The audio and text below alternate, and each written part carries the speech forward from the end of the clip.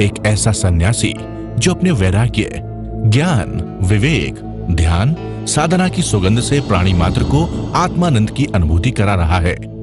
एक ऐसा प्रवचनकार जिसके प्रवचन श्रवण के लिए हर जाति, संप्रदाय, समाज, क्षेत्र के लोग आतुर रहते हैं। एक ऐसा आत्मार्थी संत जो श्रमण संस्कृति की लौ को भौतिकता की चकाचौंध में भी निरंतर प्रज्वलित रखने हेतु संकल्पित है। एक ऐसा आध्यात्म योगी जो अपनी ध्यान साधना के द्वारा पूरे विश्व को सुख, शांति, समृद्धि का मार्ग दिखा रहा है। एक ऐसा महासाधक जो भारतीय ऋषि परंपरा को पुष्ट रखते हुए साधनारत है। एक ऐसा समाज सुधारक जो अपनी परंपराओं के निर्वहन के साथ सामाजिक विसंगतियों, कुरीतियों, आडंबरों पर वैज्ञानिक तरीके से प्रहार कर रहा है। ऐसे महान व्यक्तित्व का नाम है आचार्य सम्राट पूज्य श्री शिव मुनि जी महाराज साहेब। जैसे बारिश की रिमझिम बरसने लगी, ऐसे गुरुवर की वाणी भी झरने लगी। भगवान की वाणी कहती है, मिथ्या दृष्टि जीव तीव्र कषाय से अविष्ट होकर के जीव और शरीर को एक मान लेता है कि जीव ही सब कुछ, शरीर ही सब कुछ है, आत्मा वात्मा कुछ नहीं। इस राय प्रसन्नी सूत्र के पर आधारित है। वो नास्तिक राजा कैसे आस्तिक बन गया, कैसे जीवन की दिशा बदल गई, मिथ्या दृष्टि से सम्यक दृष्टि बन गया। और जो मुनिराज के पास जाता नहीं था, उसका अपमान करता था, कभी संतों के पास जाता भी नहीं था। तुम अपने बच्चों को स्वयं संतों के पास भेजो, तुम नहीं भेजोगे, तुम नहीं आओगे तो तुम्हें धर्म नहीं मिलेगा। धर्म इस कारण से मिलता है कि तुम कोई भी तुम्हारे रास्ते में मुनिराज आते हैं, उनको नमन करो, वंदन करो, साता पूछो, उनको आहार पानी की गवेषणा करवाओ। संत स्थानक में आए, मंदिर में आए, कुशल क्षेम पूछो, चर्चा करो। घर में आए, उनको नमन करो, वंदन करो, उनको लेने जाओ, उनको छोड़ने जाओ। तुम्हें बहुत लाभ है। तुमने गोचरी दी, उनको साता पहुंचाई, और तुम्हारी आत्मा को साता पहुंचेगी, तुम्हारे कर्म कट जाएंगे, तुम्हें सत्य की राह मिल जाएगी। महावीर के पहले भाव को याद करो, 27वां फल क्या दिया था महावीर? एक साधु को आहार दिया था। आहार दान, औषध दान, 9 प्रकार के पुण्य से तुम धन कमा सकते। यदि दृष्टि उल्टा तो कुछ भी समझा दो, घड़ा उल्टा है, कितनी ही वर्षा पड़ती रहे, असर होता है कोई? आपने देखा है पहाड़ खाली रह जाते हैं और नदी नाले भर जाते हैं, क्योंकि सारी वर्षा ऊपर से नीचे आती। यदि घड़े में गंदगी भरी है तो वर्षा कैसे आएगी? पात्र को खाली करो, घड़े को सीधा कर दो। तो क्या कहा? जो जीव और शरीर को एक मानतो बहिरात्मा है। बहिरात्मा, अंतरात्मा और परमात्मा, आत्मा के 3 रूप।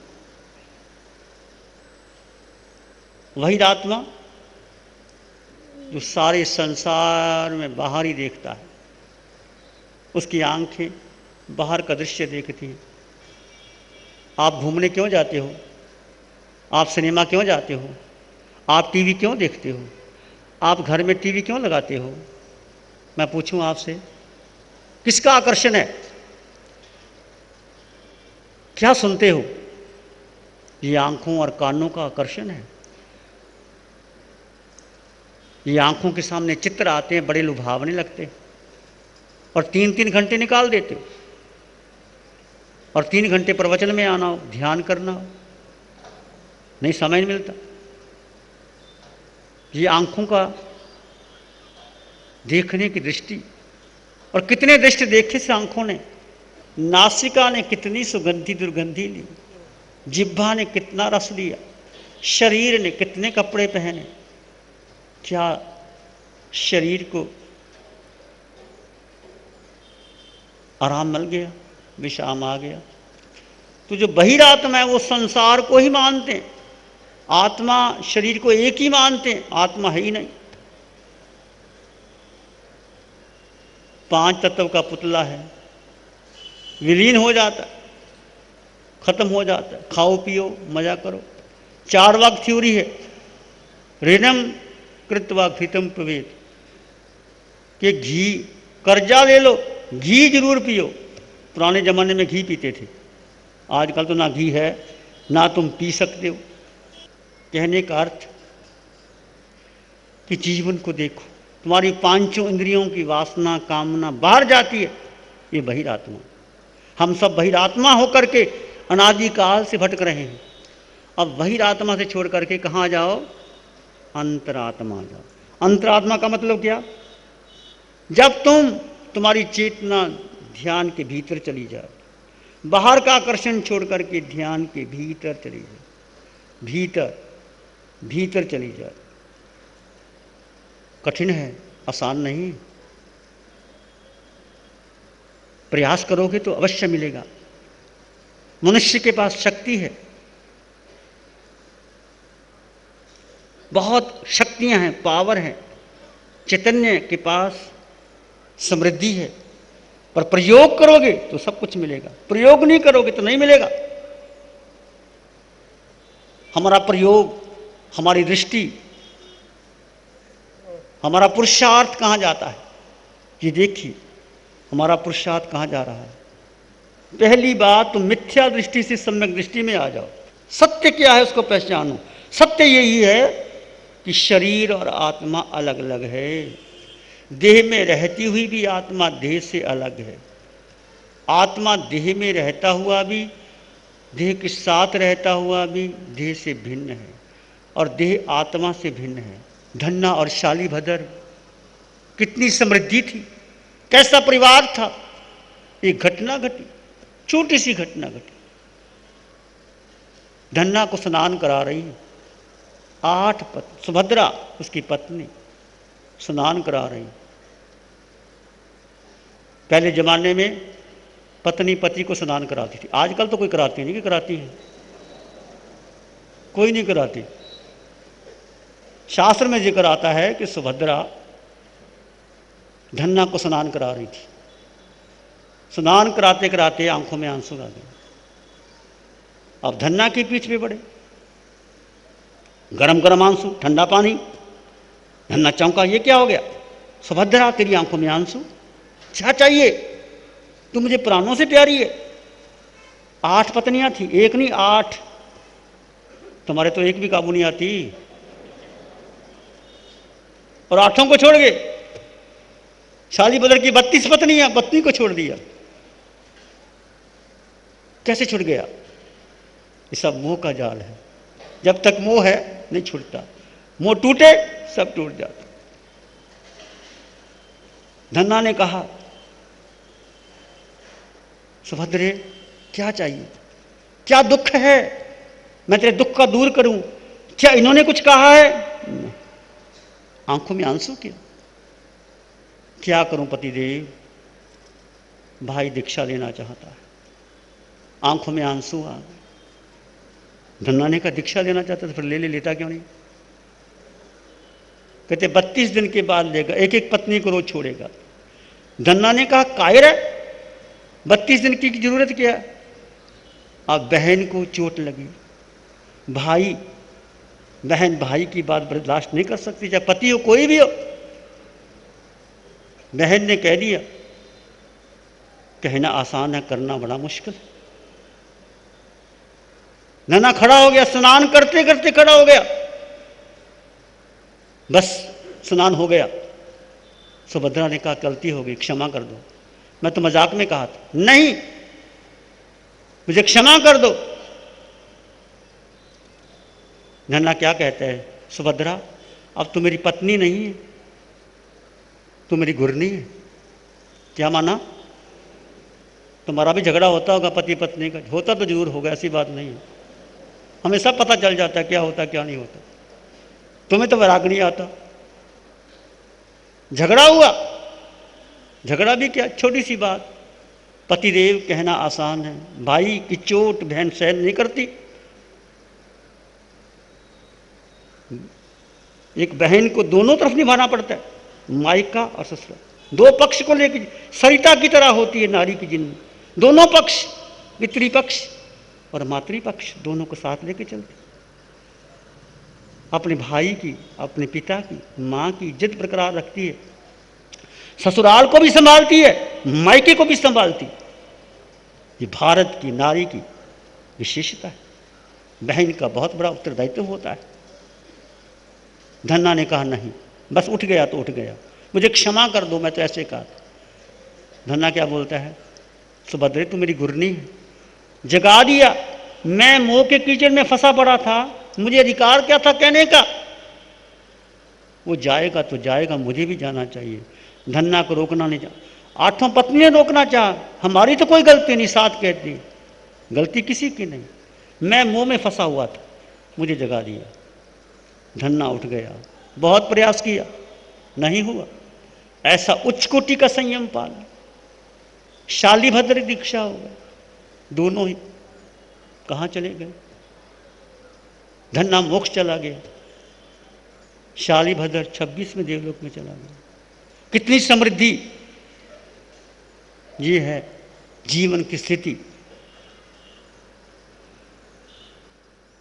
धन्ना शालीभद्र जी जानियो अस्थिर संसार, धन्ना शालीभद्र जी जानियो अस्थिर संसार, मतवाला उठ चालिया वीर प्रभु के द्वार, मतवाला उठ चालिया वीर प्रभु के द्वार। सत्य घटना है, शास्त्र की घटना है। 8 पत्नियां, एक बार भी देखा नहीं, चले गए तो चले गए। शालीभद्र की रिद्धि सिद्धि, 32 पत्नियां, स्वर्ग से उसके पिता देव बन गए थे, पेटियां भेजे थे, कोई कमी नहीं थी, दुख देखा ही नहीं था। राजा श्रेणी का देखने आए और पीठ पर हाथ लगा, उसको बड़ी गर्मी महसूस हुई, हाथ कंकर की तरह लगा। शालीभद्र बहुत सुकोमल था। ये कौन है? माँ से पूछे। ये राजा है आपके ऊपर, ये नाथ, मेरे नाथ, मुझे नहीं रहना यहाँ। बस बहुत मनवाया, नहीं माना। ऐसे भी हमारे यहाँ उदाहरण है कि जब दृष्टि बदलती है जीवन बदल जाता है, सब कुछ यही रह जाता है। आप और हम जीवन की दृष्टि को बदलें, अपने जीवन को उत्तम बनाएं। मैं आत्मा हूँ, मैं आत्मा हूँ, मैं आत्मा हूँ। आंखें बंद कर लें, अपने भीतर उस परम तत्व का साक्षात्कार कीजिए।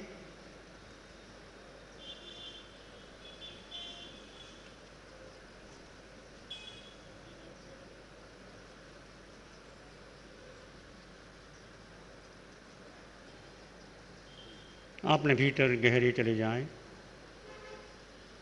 यहाँ विचार नहीं, संस्कार नहीं, धारणा नहीं, तुम हो, केवल तुम हो। तुम्हारा शुद्ध स्वरूप, तुम्हारा अपना होना, वहाँ शब्द भी नहीं है,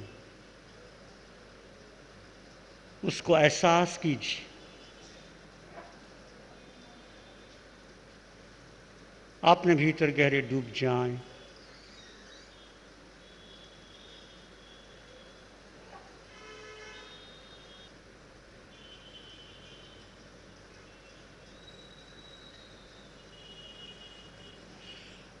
एक शरण है धाराओं की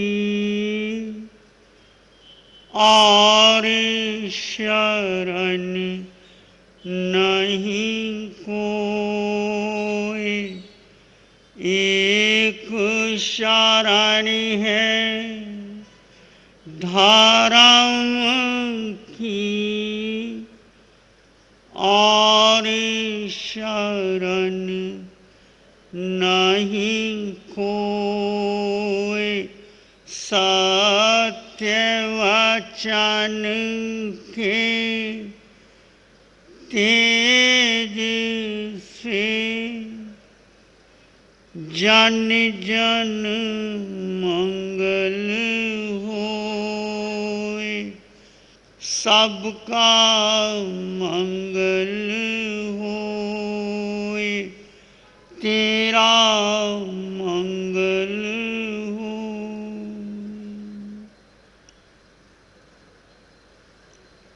सबका भला हो, सबका मंगल हो, सबका शुभ हो।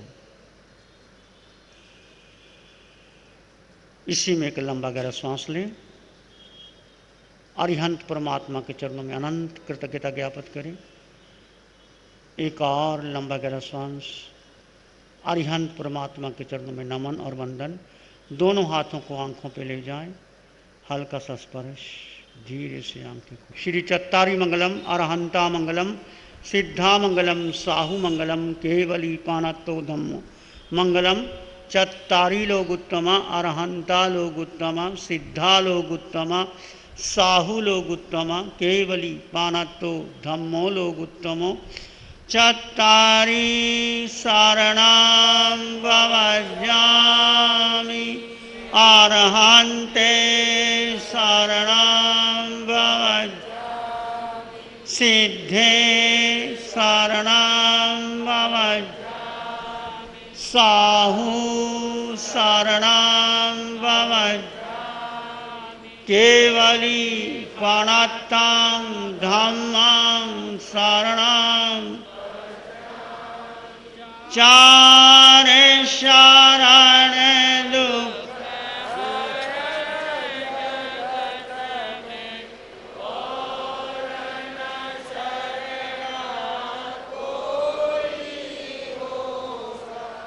जो भव्य प्राणी करे जैसे बारिश की रिमझिम बरसने लगी, ऐसे गुरुवर की वाणी भी झरने